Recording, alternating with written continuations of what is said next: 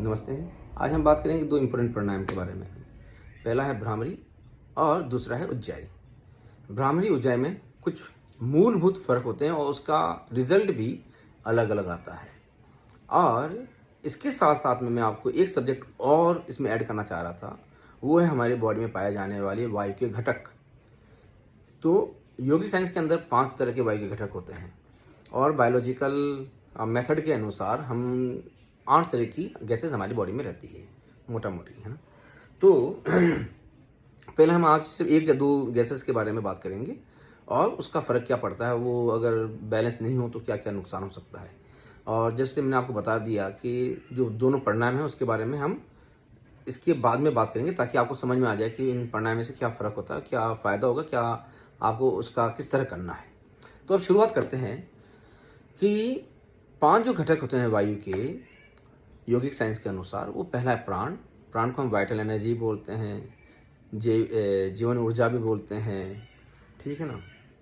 और ऑक्सीजन जब हम बॉडी में हमारे मान के चलते हैं योगिक साइंस के अंदर कि इसका कंठ से लेके फेफड़ों तक यानी डायफ्राम तक इसका स्थान होता है, इसकी जगह होती है। और दूसरा होती है, इसको हम लोग बोलते हैं प्राण। और सेकंड नंबर पे आता है उदान। उदान बोलते हैं हम उन गैसेस को जो सहायता करता है ऊपर तक ऑक्सीजन को, प्राण शक्ति को ले जाए। तो उदान उसमें मुख्य है। और उदान को अगर इंग्लिश तरीके से अगर देखा जाए तो आपने एक गैस का नाम सुना होगा, नाइट्रोजन मोनोऑक्साइड, NO बोलते हैं उसको। और ये इम्पोर्टेंट होती है हमारे न्यूरॉन्स के लिए, हमारे तंत्रिका तंत्र के लिए, हमारे नर्वस सिस्टम के लिए ये बहुत इम्पोर्टेंट होती है।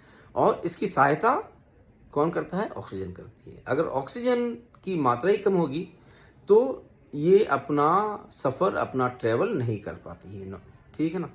तो उसके लिए ऑक्सीजन का लेवल आपकी बॉडी में बहुत अच्छा होना चाहिए और जब वो बहुत अच्छा होगा तो ही NO शरीर के जो ऊपर के हिस्सों को ऑक्सीजन सही तरीके से पहुंचा सकती है। उसके बाद में तीसरी होती है अपान, हम जिसको बोलते हैं। अपान जो नीचे के शरीर में पाई जाती हैं और चाहे जैसे वो मल मूत्र को निष्कासन यानी निकालने में, निष्कासन करने में काम आती है, या वो बच्चे पैदा करने में माँ बहनों के लिए उसमें काम आती है, क्योंकि उसका जो डायरेक्शन होता है वो नीचे की तरफ होता है। तो वो बहुत इंपॉर्टेंट होती है। फिर व्यान है, अपान है, ठीक ना? और तो ये समान है। तो ये अलग-अलग इनके बारे में हम बाद में बात करेंगे, कभी और बात करेंगे, वरना वीडियो बहुत ज़्यादा लंबा हो जाएगा। तो हम आज बात कर रहे हैं उन लोगों के लिए जो anxiety, depression, phobias, multiple thought एक साथ आते हैं और बहुत उलझी हुई लाइफ होती है। और स्पेशली उन लोगों के लिए आजकल आप बहुत इंटरनेट पर देख लोगे कि वेगस नर्व अक्सर ये डिस्टर्ब हो जाती है तो हमारा डाइजेशन ख़राब होता है, हमारा नींद ख़राब होती है, इंसोमिनिया शुरू हो जाता है और anxiety, depression, fear of death और fear of life, so many negative चीज़ें शुरू हो जाती हैं।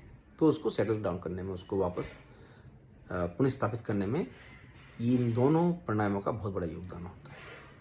तो अब उसका फ़र्क समझ लेते हैं कि भ्रामरी और उज्जाई का फ़र्क क्या है। तो उज्जाई जब और बात करते हैं तो उज्जाई में इनहेल और एक्सहेल दोनों करते समय एक वाइब्रेशन क्रिएट करना पड़ता है, जिसको हम समंदर की लहरों की तरह कह सकते हैं।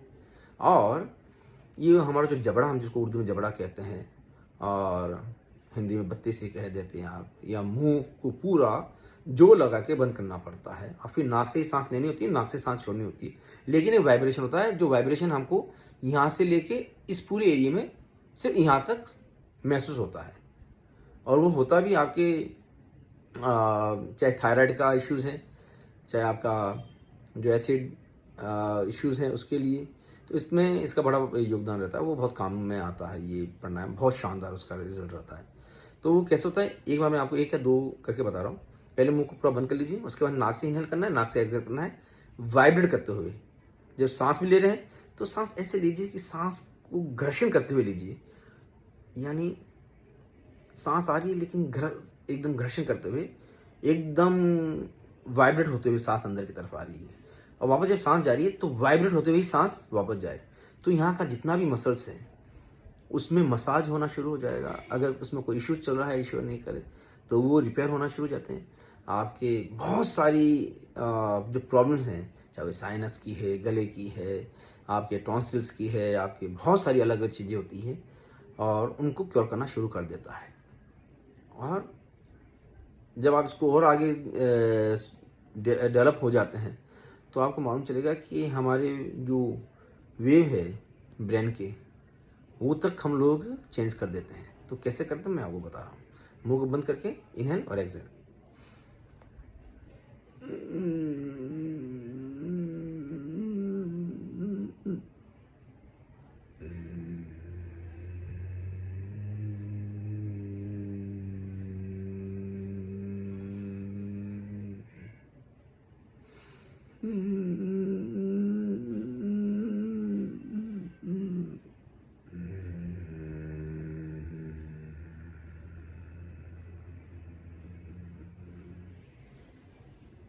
इसके आप 2-4 राउंड ले लेंगे तो आपको मालूम चल जाएगा।